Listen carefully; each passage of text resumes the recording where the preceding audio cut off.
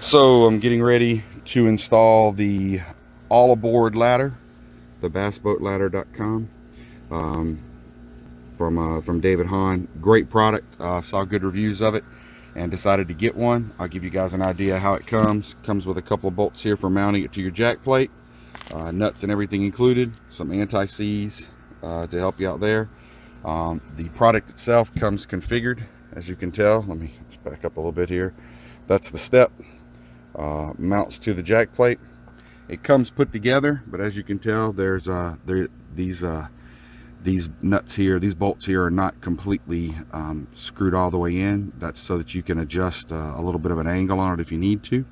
And I'm going to do that here in a minute. I'm going to take this one loose and tilt the ladder forward a little bit just to get a little bit of an angle, maybe 20 degrees or so according to David, which will help it be a little easier to climb when you're getting in out of the water. And this is going to mount to my jack plate. It'll mount to this bolt here, and then there's another one under here, which I will take off, and then at some point afterwards probably notch that with a Dremel and put it back on. You do this one bolt at a time and things should be fine. To be safe, you can lower your motor down to the ground and put a piece of wood under it, which I may do here in a moment.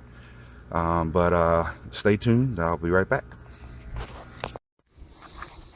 Okay guys, so it took me about 15 minutes to put this thing on. That was including reading the directions. Not a big deal here. Tools used. Sorry, the sun has just decided to come out. Of course, a hammer for persuasion. For the any job, every job is better with a hammer, right? I didn't have to use that, but just to break the bolts loose.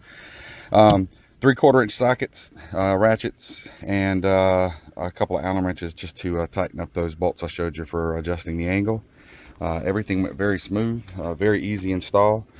The long bolts provided to mount it to the jack plate do really good. They give you ample clearance. As you can tell, there's plenty of room left behind there. The ladder itself mounts up really nicely. Here's an idea of what it looks like on the boat. I'll give you an idea of how low that is, where that comes down.